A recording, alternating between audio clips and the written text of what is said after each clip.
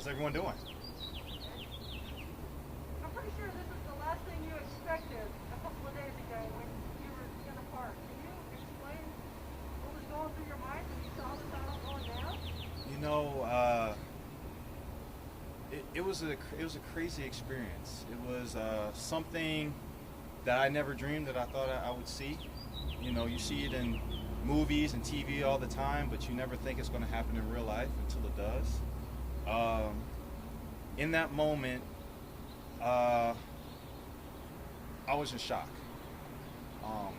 It was 11. It was 11. It was in the middle of the day, not one cloud in the sky, and in a very open field. And it was just the fact that it happened there at that time was just very shocking. And in the moment, you know, I wish I could tell you what I was thinking, but I just knew that someone just needed help.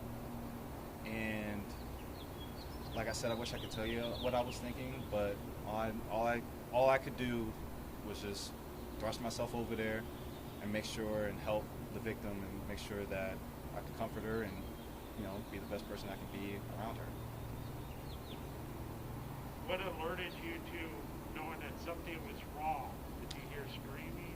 I heard screaming initially, and that got me on my, and that, you know, made me a little bit more aware of what was going on, and as I started getting closer to the actual incident, I kind of realized that it was way more aggressive than what, you know, if it was a couple, it was way more aggressive than that, and so I just knew that in that moment I had to go and had to put a stop to it. What did you physically do? How did you intervene? So for me, I'm a football player, so I'm kind of big, and I try not to be too aggressive with individuals, knowing that like I could potentially hurt somebody. So, but I do have a very loud voice, and so all I did was just yell, tell him to get off of her, and then yanked him off, and then I told him to sit down. He just sat down and waited, and I told him to wait until the cops come. Did you ever think that you would be in this type of situation ever? Not at all. Not at all. In all my years, you know, my parents always talk to me about it and just say like, if there's someone in need, make sure you can help them, you know, and be the best you can be, and just like, if someone needs your help, go help them. And I never thought this would happen, and I don't want it to happen again. I don't want to have to save someone else's life again. But I'm glad that I was able to save someone's life, you know, on Saturday. What was it like meeting her? I mean, seeing her after this reunited? I never thought in 1,000 years that I would see her ever again. And a part of me was a little bit upset that I didn't ask for her name so I can, you know, just know the name. But it was heartwarming to see her, but also gut-wrenching to see how she responded to the trauma and how she's dealing with it. No one should go through that. No one. She has a great support system, and I'm glad that she has that support system. And it was emotional for me. It was emotional for everybody in the room to see her. But as she was talking, she said, seeing each other brings back the day, but it's good to know that, like, see someone that you saved and she can see the person that saved her life. I think that, you know, coming together and having that connection, I think it's, you know, worthwhile. Do you feel like a hero? You know, no, I don't, because there are so many heroes that go unnoticed on a daily basis, and you know, it's just that I'm just doing what anyone else would do in that moment, you know. So.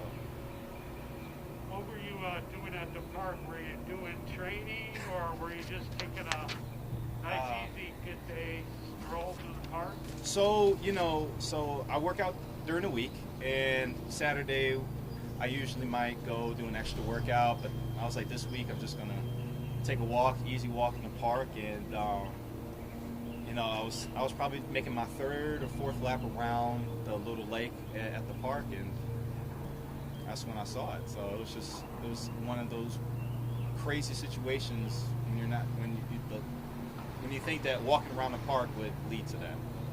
It was in the middle of the day. Was there a lot of other people out there too?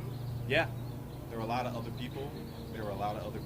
And that was the most shocking thing. The fact that it was still so many people around, and it still happened. So yeah, that still kind of gets to me till this day. But you know,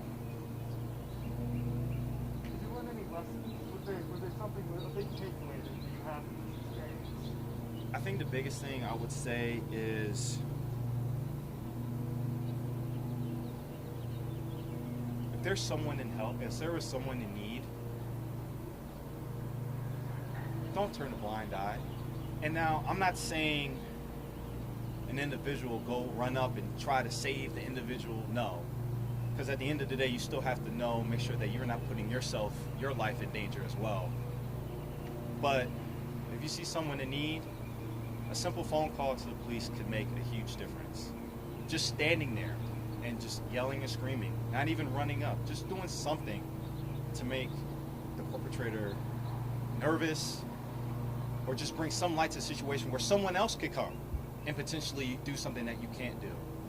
So what I would say is I encourage people to help, but it doesn't have to be physical. You can help in a lot of different ways.